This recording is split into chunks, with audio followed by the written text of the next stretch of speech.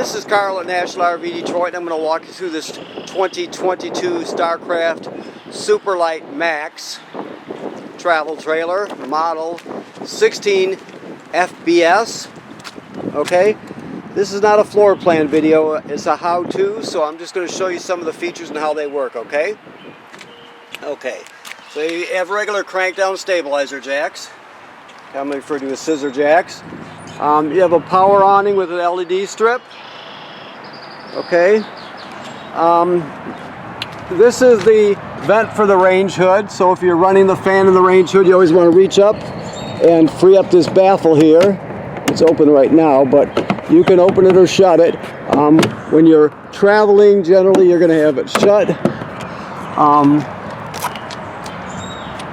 But if you need to vent, you want it open. Okay. Outside speakers, of course. This has a, let me get this here. You have a refrigerator in here. Oops, this side. Okay. This is your griddle right here. And this is the quick connect hose for the griddle. This is an LP hose that connects the griddle to the LP system. This back here is the rail or the rack that your griddle sits on. I'll show you how that, or where that goes right now. Basically it hangs right on here. You can pull the pins and swing this open so you can have it on the side there. There are, right here is your quick connect LP fitting right there that you can plug the hose into. So you have to plug it in obviously before you can use it. Now this has this is pre-wired for cameras, 3 cameras, a backup camera and then a left and right or door side and off door side signal camera here. So this piece would come off if you were to purchase the kit. This piece comes off and the camera snaps right in there. You can get it. You could get the 3-piece kit if you wanted, or just the backup camera if you want. It's made by Furion, and if you're interested, you can talk to our salespeople. Okay. Also, this is kind of hard to get in here and show you, but this is your solar controller right here, and all you're going to do is push this button, the top right button. The next one is right now we're gaining 7.6 amps from the sun, 8.5. Right, you got amp hours right there, and then 13.4.6 whatever volts in the system, which is perfect. So that's just telling you basically the status of your solar panel, how many amps you're gaining and putting into storage. Now, if it flashes FUL and it flashes, it's not broke. It's telling you that the battery is totally full. There's no place else to store any energy, so it shuts the panel down because there's no reason to convert the sunlight to electricity. Once the battery level drops, it'll go right back to this here, and it'll operate. It'll look just like it does now. But like I said, if you see that flashing, you know that's what it is. 4.0 amps. It varies. It'll change now. It's 3.9, but it keeps changing. Depending on the clouds, the weather conditions, the position of the sun in the sky, all that sort of things. Okay, all those sort of things. Okay. Okay. So that's the solar controller. Now you have a deep cycle marine battery. Okay. You have 2 LP tanks with automatic changeover regulator. You have a power tongue jack with a hitch light on it. Okay, now let me look over here for a second. Let's see what we got. Okay, so this crank is for your stabilizers. It's a 3/4 inch hex. This also can be used to crank your power tongue jack. If it happens to fail, you can always get it hitched or unhitched by pulling this rubber plug out. You put the crank on there, and you can actually crank it manually if you need to, okay? All right. So in here you have your dump hose. You have a reducer for your 30 amp power cord. And of course a sprayer that plugs in to the spray ports. I'll show you those as we come across them. Okay. Alright, so moving on. Your slide out is commonly referred to as a Schwintek. They've been bought out by another company and they have their own name, but if you refer to it as a Schwintek slide out, people will know what you're talking about, okay? You can tell by the 2 tracks on each side. Okay. Your dump valves are down here, gray and black valve. The gray is sink and shower water and the black is toilet water and waste, of course. Here is your water station. Of course, that coiled sprayer plugs in right here, right? This is where your water hookup is, your city water hookup. Now, if you noticed here, if you put this blue valve in the horizontal position, you fill the fresh water tank. If you put it into the vertical position, it's city water hookup. So if you got city water, you put it in this position, your hose is on here, everything works, right? If you don't have city water and you want to pre-fill the tank so you can pump water out of the tank when you get to where you're camping at, let's say you're boondocking somewhere and there's no city water, you put it in this position and you fill the tank. Then when you get where you're going, you can turn on the water pump and it'll pressurize the trailer. All the plumbing will work as though you have city water, even though you'll be pumping out of the tank. So I'll show you this water pump switch when we get inside, okay? This is a black tank flush here. After you dump your black tank, if you leave the valve open, like it states right on this sticker here, leave the valve open, you hook the hose to the dump station on there, turn it on, it'll spray out the inside of your black tank, clean off the sensors, that sort of thing, but always have the valve open while you're doing that. You don't want too much pressure to build up, okay? Alright, very simple. Okay, so this is your power cord, 30 amp. We give you a reducer that looks similar to this, or it looks exactly like that. You can reduce it down to 20 amps so you can plug it in home if you need to, or someplace that just has 20 amps. You have a ladder, which is great because it makes it very easy to inspect your roof. The manufacturer says you should inspect your roof every 60 days, so you want to look up there, make sure there's no cracking or separation at any of the sealant. You want to make sure none of the roof attachments or roofing material was damaged by low branches or road debris.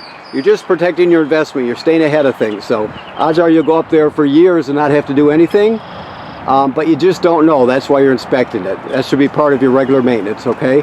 And that's the housing right there. That's for the backup camera if you choose to add a backup camera. That's made by Furrion, so keep that in mind. And of course I showed you the bracket. This is just the service panel for your refrigerator. You don't really have to go in there. Okay? Alright, let's go inside. Okay. So right when we come in the door here, you have this is called a power converter. So what this does is it converts AC to DC power. So when you're plugged in, you got 110 volts AC right here. Okay, and those circuit breakers are just like you'd have at home, and then of course they're labeled here. Then the power is converted to 12 volt DC over here. You got 12 volt fuses and breakers there, so that converts the AC to DC power. Also, this is a battery tender, so when you're plugged in, it'll sense how much energy your battery up front needs and has, and it'll always keep it charged. It'll just send as much energy as necessary to keep it charged. Okay. Alrighty. Okay, so your refrigerator is a gas absorption refrigerator. That means it runs on 110 AC or on LP gas, right? This is on and off, obviously. So right now, if you push the mode button, you see A and a plug, electrical plug. That means automatic electricity. That's where you generally want to have it. The reason it's called automatic is because it always seeks out electricity first. If it can't find it, then it'll automatically switch over to light on gas, right? So let's just say a scenario, if you're leaving, everybody's going out exploring for the day. It's a hot day, and you leave early in the morning. After you're gone a few hours, the power goes out in the campground. It'll sense that and automatically switch over to gas, so you don't spoil your food. Okay, so that's why you're going to keep it on auto electric. Now you can set it just for electric, just for gas. When you're going down the road, you can run it right off of gas. But generally speaking, auto electric is what you want, okay? All right. There's your nice size freezer. Okay, so your keys are right here on the faucet, okay? The microwave is convection microwave, and it works like they all do, so you should know about that. This is your range hood. I told you about the vent on the outside. Running the fan. You always want to vent to the outside. You also have a light here. Okay. This has a two panel glass top on it. Now, if you want to light, when you want to light it, let's say, you go like this, but it won't. Nothing will happen until you turn it on, right? So after you turn it on, you go to that position and push it, and it lights. All right. So you're going to go to the position you want, then you depress it, and it lights. It'll only work if you've got it turned on. This is for safety, okay? Always travel with this shut so it doesn't break. Okay? You have storage here, obviously. This is all your literature is in this packet right here, okay? Now this is where you can, first of all, your TV is more than just a TV. It has FM radio, it has Bluetooth, you have HDMI in front and rear to plug things into it. 2 speaker zones. Zone 1 is inside the trailer, zone 2 is outside the trailer, so it does a lot. Now there is storage behind here, so you're just going to pull out on this, and let's see how this works here. There you go. And you can store stuff back here. Okay. Okay. Let's see what else we have here. To access your water heater and the valves on your water heater, you're going to just pull up this panel right here, and you can see all the valves on the water heater. Right now this is winterized, so your water heater tank is bypassed and it's empty right now. So remember, never run the water heater without water in it. So after you de-winterize the trailer and you're going to be camping in it, make sure you fill that water tank up before you turn it on. You don't want to damage it by running it dry, okay? You have a table here. First of all, this couch jackknifes flat and turns into a bed. You also have a table here, okay? This is your carbon monoxide LP gas detector right here. So it should always be green like it is. If it's not, get it serviced, okay? So if it goes off, it's detected carbon monoxide or LP gas. So if that happens, you open the door, obviously take everybody outside, shut the appliances off, turn the gas off at the front and figure out what's going on. If it beeps very slowly, the same tone but slowly, it's telling you your battery's low. So it's detects carbon monoxide and LP gas, plus it's a low battery alarm. I'll let you listen to it. I'll put it through the test mode. LP test is good, carbon monoxide coming up, and then low battery alarm.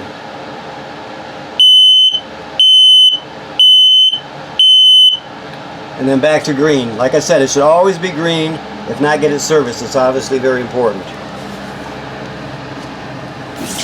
Okay. Alrighty, so the sink and the shower work like any other sink and shower. Okay. This is a GFCI right here. All the plugs in the trailer, even the one on the outside, are wired through this GFCI. So if you're using something outside and it pops, you're going to reset it here, for example. The toilet is an RV toilet, so it sits right over the black tank. That's antifreeze in there right now. You have a flush pedal right here. Okay. So what you do is when you can't run it dry. Dry meaning no water or chemical in the black tank, which is directly below. So when you pull into the campground, you hook up your power and your water, you'll come in here, you'll put a dose of chemical in the bowl, then you'll stand on the pedal, water will come swirling out, and you'll put at least a gallon of water in there along with the chemical. You can use more if you want, but just not less. It's up to you. But then you can use it. If you run it dry without doing that, the smell will be terrible, plus it can get clogged up. So you're always going to want to put chemical and water in there when you're first starting off with it. Never run it dry, okay? I think I might break my record for saying okay in this video. I just, okay. Yeah, I almost said it again, see? I'm going for the record. Let's see what else we have here. The controls for your air conditioner are on the unit. The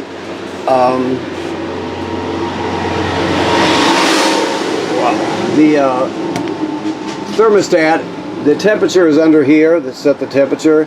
To shut it off, you click it like that, and then of course to turn it on, you're going to click it to the left. It starts automatically and makes 3 attempts to start. If it doesn't start in 3 attempts, all you do is shut it off and click it back on, and it'll go through the cycle again. But it'll always start the first time. I mean, it generally it would be rare for it not to start. Very rare. Okay. Oh, I said it again. So obviously power and USB charger. Emergency window works like this. If you don't know, you push it through, and you would push it all the way through, of course. And then you grab a hold of this red tab and pull the screen out, and you can escape in an emergency. Let's see what else. Another emergency exit on that side.